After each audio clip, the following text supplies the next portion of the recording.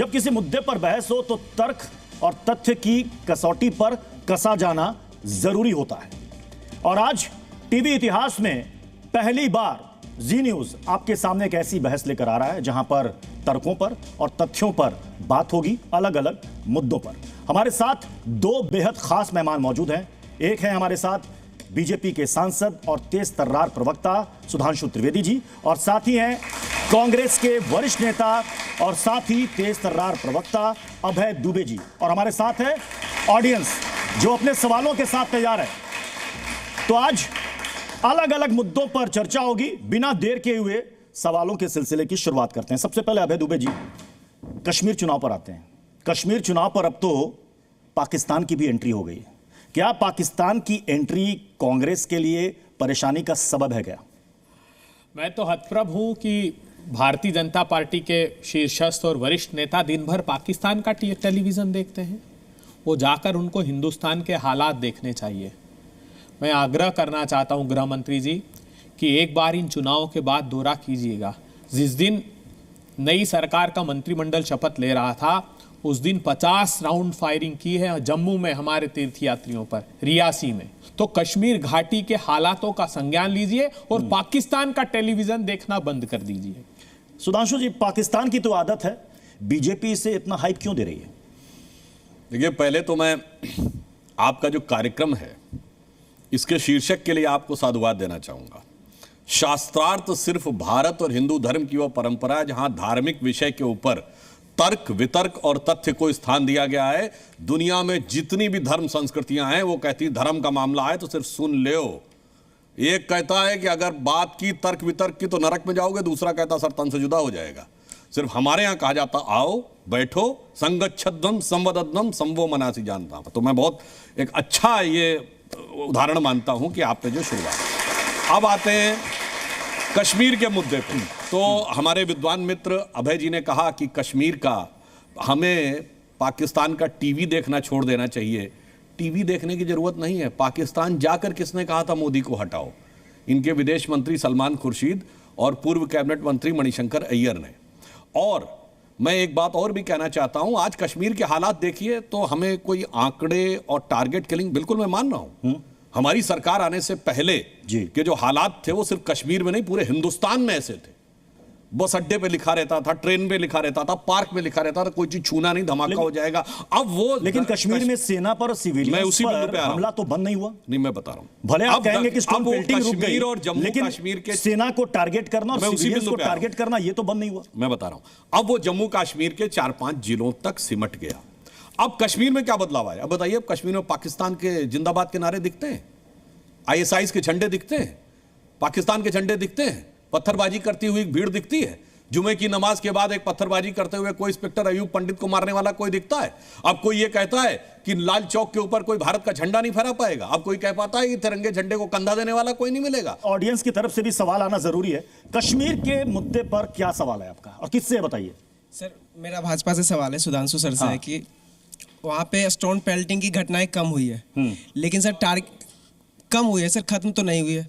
लेकिन target killings और drugs consumption youth में बढ़ गया है। इसके लिए भाजपा क्या कर रही है? नहीं, जो आपने बात कही है टारगेट किलिंग भी कम हुई है। मैंने इसलिए आपको बताया पूरे भारत से समेट कर अब जम्मू कश्मीर के 4-5 जिलों में रह गया। जम्मू कश्मीर के अंदर भी भारी परिवर्तन आया। अगर ऐसा होता तो 2023 में 2 करोड़ पर्यटक नहीं आते। अब बात करते हैं वन नेशन वन इलेक्शन। सवाल यह है कि वन नेशन वन इलेक्शन कितना जरूरी है? मैं सुधांशु जी ये बताइए कि एक तो इसको लेकर के कमेटी बनी, लंबी चर्चा हुई, सुझाव लिए गए और उसके बाद फिर वो रिपोर्ट सामने आई जिसमें सिफारिश की गई कि ये पॉसिबल है, किया जा सकता है। लेकिन अगर ऐसा होता है तो ये कितना प्रैक्टिकली पॉसिबल हो पाएगा? क्योंकि 22 ऐसे राज्य हैं जिसमें समय से पहले चुनाव होंगे, 5 ऐसे हैं जिसमें समय के बाद चुनाव होंगे। ये पॉसिबल है? देखिए, पहली बात तो जब पॉसिबल और अनपॉसिबल की बात करते हैं तो 47 से लेकर 67 तक देश में एक साथ ही चुनाव होते थे। तो ऐसा नहीं कि ये कोई नई बात है और ऐसा देश में पहले आज की परिस्थिति में, आज की परिस्थितियों में निश्चित रूप से हम एक और बात कहना चाहते हैं बहुत स्पष्ट रूप से कि इस विषय पे हम सभी दलों का विचार लेकर एक आम सहमति से रास्ता निकालना चाहते हैं। यह बहुमत का विषय नहीं है कि हम बहुमत के आधार के ऊपर कोई चीज पास कराने का प्रयास करें। हमारा यह प्रयास रहेगा, चूंकि चुनाव में सभी दलों की सहभागिता रहती है तो एक रास्ता निकले, और मेरा मानना है संवैधानिक दृष्टि से रास्ता निकल सकता है। जैसे उदाहरण के लिए यह कहा गया कि अगर कोई विधानसभा भंग हो जाएगी तो जो नई विधानसभा प्रदेश की चुनी जाएगी या देश की चुनी जाएगी वो बचे हुए कार्यकाल के लिए ही होगी। लोग कह रहे हैं ऐसा कैसे हो सकता है? भाई आज भी ये व्यवस्था है, सांसद और एमएलए अगर बीच में रिजाइन कर दे या उसकी मृत्यु हो जाए तो जो नया आता है वो सिर्फ बचे हुए कार्यकाल के लिए आता है। मैं उदाहरण बता रहा हूं, मैं अरुण जेटली जी के दिवंगत होने के बाद मुझे राज्यसभा की सीट मिली, मेरी 4 साल की थी, पहला, दूसरी बार में फुल टर्म मिला है। तो यह व्यवस्था एक दृष्टि से आज भी है, तो यह व्यवस्था संस्थागत रूप से भी हो सकती है। तो मेरा मानना है यदि इच्छा शक्ति हो तो यह रास्ता। और एक और मैं पॉजिटिव पॉइंट बताऊं, भारत बहुत तेज गति से आगे बढ़ रहा है, और मैं ये भी मानता हूं कि एक प्रकार के राजनीतिक कटुता, जो प्रधानमंत्री जी ने कहा कि भाई मैं प्रधानमंत्री के रूप में मुझे स्टेट के चुनाव होते हैं, सीएम के खिलाफ जाके बोलना पड़ता है। एक बार सब कुछ सेटल हो जाए तो सारे दलों को पता है कि भाई अब हमें इस व्यवस्था में चला 4.5 साल सब लोग शांति से देश के लिए काम करिए, आखिरी के 6 महीने में इसमें राजनीति करनी है। इसमें तकनीकी तौर पर और प्रायोगिक तौर पर क्या इसमें समस्या या अड़चन आ सकती है? क्योंकि जो रीजनल पार्टीज हैं वो कहते हैं कि साहब अगर एक समय चुनाव होगा लोकसभा का और विधानसभा का तो राष्ट्रीय मुद्दे ही हावी रहेंगे।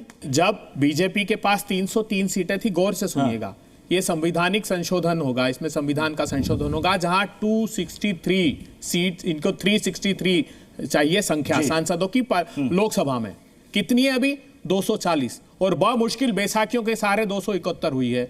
जब 303 सीटें थी, 353 एनडीए की थी, तब प्रधानमंत्री जी को ये बात नहीं समझ में आई। लेकिन अब चूंकि बैसाखियों पर आ गए हैं तो एक ऐसी बात जो अप्रासंगिक है और जो संभव नहीं है, ये यूनियन ऑफ स्टेट्स है साहब। आप जितने बदलाव देख लीजिए, पेट्रोल डीजल के भाव कम हुए तो कब हुए? जब राज्यों के चुनाव आने वाले थे तो प्रधानमंत्री जी ने डर के मारे कम कर दिए। कृषि के क्रूर काले कानून कब हुए? जब उत्तर प्रदेश के चुनाव आने वाले थे तो डर के मारे प्रधानमंत्री जी ने यह बदलाव कर दिया। तो यह डर अच्छा है, और क्षेत्रीय दल प्रजातंत्र की जांच चौकियां है। प्रधानमंत्री जी, एक पार्टी एक देश किसी सूरत में भारतवर्ष बर्दाश्त नहीं करेगा। इस प्रजातंत्र के ताने बाने को हम बरकरार रखने के लिए आपके खिलाफ ये लड़ाई नहीं। ठीक है, चलिए अगले सवाल की ओर बढ़ते हैं। सिर्फ एक सवाल, 50 साल जब इनका अनवरत शासन रहा, एक क्षेत्रीय दल बता दें जिसकी सरकार कार्यकाल पूरा कर पाई हो। चुनौती 47 to 90। तो ये क्या इतिहास से प्रतिशोध? ना, क्षेत्रीय दलों के विरुद्ध आप थे, और हमारी राज्य सरकार, बताइए हमारी सरकार में अटल जी और मोदी जी की सरकार में कितनी सरकार बर्खास्त की? अरे आपने महाराष्ट्र में कर दिया आपने, मध्य प्रदेश में कर दिया आपने, नहीं किया क्या? बताइए। सरकार बर्खास्त नहीं की गई। अरे उत्तराखंड में का उदाहरण गई, उसके लिए कोई क्या करे? और आपकी पार्टी आज से नहीं टूट रही जनाब। ये बताइए, जब अर्जुन सिंह छोड़े थे, एनडी तिवारी छोड़े थे, नरसिम्हा राव के जमाने में तो मोदी जी थे, तो अमित शाह जी थे। अब ये बताइए, अब अगले सवाल पर आते हैं। अगला सवाल है बुलडोजर एक्शन और एनकाउंटर में जाति का सवाल। क्या बुलडोजर मजहब और जाति देखकर चलता है? बड़ा अच्छा सवाल आपने किया कि एनकाउंटर और मुठभेड़। अभी आदित्यनाथ जी कह रहे हैं कि साहब उनकी सरकार का ऑफिशियल स्टेटमेंट है 9000 से अधिक मुठभेड़ हुई, और कहते हैं साफ कर दिया। अरे साहब, 3 मुठभेड़ रोज हो रही है, मतलब आप कह रहे हो 3 अपराधी रोज गोलियां चला रहे हैं, तो फिर ये अपराध खत्म क्यों नहीं होता? सिर्फ यही 80-20 करके, और वो सबक सिखा दिया। जो मंगलसूत्र की राजनीति थी, जो मटन मछली की राजनीति थी, जो शमशान कब्रिस्तान की थी, जो दिवाली रमजान की थी, उसका उत्तर प्रदेश की जनता ने सबक सिखाया। आधे रह गए। बुनियादी सवालों पर बात कीजिए आदित्यनाथ जी, और लोगों के परेशानी में साथ खड़ा होने की कोशिश कीजिए। जी सुधांशु जी, अब सवाल यहां पर उठा, बुलडोजर क्या मजहब और जाति देखकर चलता है? सुप्रीम कोर्ट ने इस पर फिलहाल तत्काल रोक लगाई है कि साहब 1 अक्टूबर तक रुक जाएगा तो कुछ बिगड़ नहीं जाएगा। क्या ये उन सरकारों पर एक चोट है जो बुलडोजर एक्शन के लिए आगे बढ़ती थी? देखिए, मैं कहना चाहता हूं, बुलडोजर धर्म जाति देख के नहीं चलता, बुलडोजर से अपराध देख के चलता है। परंतु यहां समस्या क्या है? अपराधियों की जाति देखी जाती है, बुलडोजर अपराध देखकर चलता है या अवैध निर्माण पर चलता है? पहले ये क्लियर कीजिए। अवैध निर्माण एक अपराध है जी, अवैध निर्माण एक अपराध है। अगर आप, और मैं एक और बात कहना चाहता हूं, इवन सर्वोच्च न्यायालय ने भी अभी ये कहा है कि हम अवैध निर्माण को गिराने के विरुद्ध नहीं हैं। इतने साल में चुनौती से कहता हूं, एक निर्माण जो अवैध निर्माण था उसको वैध साबित कर पाए हो तो बताइए। इससे यह अंदाजा लगाइए कि उस दौरे हुकूमत में कितना अवैध निर्माण हुआ था, कितना जबरदस्त अवैध निर्माण हुआ था, इसका आप कल्पना करिए। इस पक्ष पे ध्यान नहीं दे रहे। और मैं कहना चाहता हूं, समस्या क्या है इनके और तथाकथित सेकुलर दलों की? इनको अपराधियों और आतंकवादियों के साथ समाज को जोड़ना है। एनकाउंटर पर जाति वाली सियासत आखिर कौन कर रहा है? अबे जी, कौन कर रहा है एनकाउंटर पर जाति वाली सियासत? अगर कोई अपराधी है, ठीक है, उसने अगर फायर किया पुलिस पर, तो पुलिस तो फायर करेगी, जवाबी कार्रवाई करेगी। देखिए, क्या मंगेश यादव अपराधी नहीं था? भारतीय जनता पार्टी की सरकार प्रतिशोध की आग में जल रही है। बिल्कुल ठीक बात कहा आपने कि ये प्रतिशोध ले रहे हैं उन लोगों से जो उनके खिलाफ वोट करते हैं। अभी बहुत सारी बड़ी फहरिस्त सुधांशु जी ने गिराई। इस फहरिस्त में जोड़िए ना, बीएचयू में भारतीय जनता पार्टी के 3 कार्यकर्ताओं पर आरोप है बलात्कार का। उन्होंने गैंग रेप किया। गया क्या बुलडोजर उनके यहाँ? रात के अंधियार में हाथरस में बच्ची को पेट्रोल डलाकर जला ऑडियंस की तरफ से काफी लाइन में जरूर कहना चाहूंगा, ऑडियंस की तरफ से काफी तालियां बज रही है और सवाल के लिए कई सारे यहाँ पर हाथ भी उठ रहे हैं। एक लाइन जरूर, इन्होंने अपनी बात साबित कर दी। मैंने कहा अवैध निर्माण पे बुलडोजर चलेगा, ये तो अपराध पे गिनाने लगे। अरे भाई, अवैध निर्माण होगा तो बुलडोजर चलेगा, ये थोड़ी कि ये हुआ तो बुलडोजर चलेगा। बताइए, जब कोई अपराध करता है तभी उसका अवैध निर्माण क्यों देखा जाता है? उससे पहले क्यों नहीं देखा सवाल जाता? है। ये इंपॉर्टेंट सवाल, ये इंपॉर्टेंट सवाल कि जब कोई अपराध करता है उस पर आरोप लगते हैं तभी उसका हाँ, अवैध बता निर्माण रहा क्यों हूं, नजर आता है? पहले बहुत क्यों अच्छा सवाल है, मैं जवाब देता हूं। आप गाड़ी को जरा रेड लाइन फदा दीजिए, उसके बाद पुलिस वाला रोकता है, रुको रुको रुको, जरा गाड़ी के कागजात दिखाओ। और उस समय या आप हाई स्पीड में चला रहे हो, उस समय आप कहें गाड़ी का तो कागजात ही नहीं, गाड़ी जब्त होती है कि नहीं? तब थोड़ी आप कहेंगे नहीं नहीं सिर्फ स्पीड देखो, गाड़ी का इंश्योरेंस है, इससे कोई मतलब नहीं है, गाड़ी का रजिस्ट्रेशन है, इससे मतलब नहीं है, सब देखा जाता है। तो सर ये बताइए कि उदयपुर की चाकूबाजी वाली घटना में क्या हुआ? वो तो सर उसका घर नहीं था, तो मकान मालिक का घर था, उसे क्यों गिरा दिया गया सर? आपकी बहुत सही बात है। अवैध निर्माण है, अवैध निर्माण अवैध है, वो किसका भी हो। और वहां वन विभाग की जमीन में और भी घर बने हुए हैं, बाकियों को छोड़ के सिर्फ इसी को।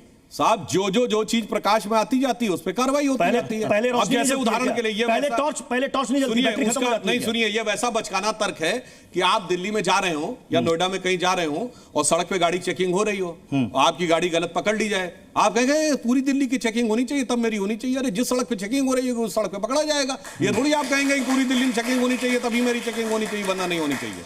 और यहां पर मैं एक और बात कहना चाहूंगा, इन्होंने कहा सांप्रदायिक सौहार्द हम बिगाड़ना चाहते हैं। इनके जमाने में सांप्रदायिक सौहार्द का प्रतीक जानते क्या था? हमारी सरकार आने से पहले जाकिर नायक शांति का मसीहा था, इशरत जहां बेटी थी, अफजल हालात का मारा था, याकूब मेनन की जुडिशियल किलिंग थी, बुरहान वानी भटका नौजवान था, भारत की सेना का अध्यक्ष सड़क छाप गुंडा था और हिंदू आतंकवादी था। ये था सेक्युलरिज्म का सुंदर संगीत।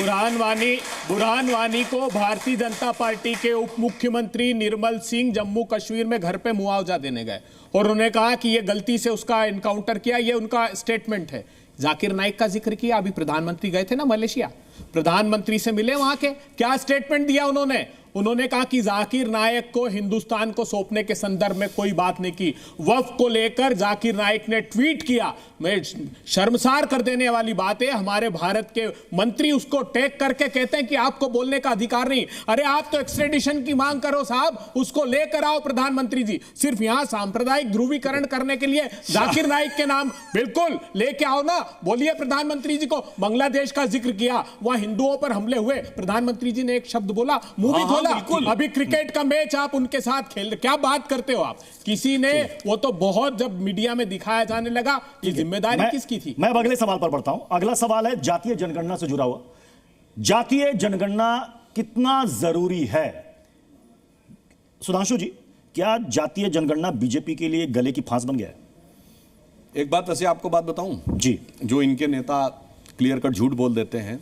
एक ही राज्य है जहां जातिगत सर्वे हुआ, वो है बिहार। और आप चुनाव के दौरान राहुल गांधी जी के दर्जनों वीडियो देख लीजिएगा जिसमें उन्होंने कहा देखो भैया मैंने तो नीतीश कुमार से कह दिया था जातिगत सर्वे कराना पड़ेगा। और सुनिए स्थिति क्या है, सदन की कार्रवाई कोट कर रहा हूं, इनके उप मुख्यमंत्री डीके शिवकुमार ने चैलेंज करके रखा है कि अगर जातिगत जनगणना का आपने डाटा बाहर किया तो मैं सरकार गिरा दूंगा। और जब यह बात पिछले लोकसभा की बात है, प्रहलाद जोशी जी कर्नाटक के हैं, संसदीय कार्य मंत्री थे, इनके नेता मल्लिकार्जुन खड़गे जी से राज्यसभा में बोली, मैं बैठा था कि भाई आपका डिप्टी सीएम तो ये बोलता है, तो वो कहते हैं वो तो आपकी तरह सोचते हैं, उसके लिए हम क्या करें बताइए। इतने बेबस हैं कि देखो भैया अपनी सरकार में जारी नहीं कर पा। बिहार की जातीय जनगणना जारी हो सकती है तो फिर कर्नाटक की क्यों नहीं करवा के रखा हुआ? प्रत्युष जी, वैसे तो मेरे साथी मित्र सबसे विद्वान प्रवक्ताओं में से हैं, मगर झूठ बोलते हैं तो आवाज भारी रखते हैं और फिर अगले झूठ की तैयारी रखते हैं। बताइए क्या झूठ बोला, मैं बताता हूं आपको। 2011 में कांग्रेस पार्टी की सरकार ने सबकी सहमति से जातिगत जनगणना कराई। उस जातिगत जनगणना का डेटा, ये सुप्रीम कोर्ट में एफिडेविट दिया है मोदी सरकार ने कि उसका डेटा 2014 तक, क्योंकि जातिगत जनगणना में 3 से 4 साल लगते हैं जी, उसका डेटा हजारों एक्सेल शीट में रजिस्ट्रार सेंसस को दिया गया जब मोदी सरकार आ गई थी।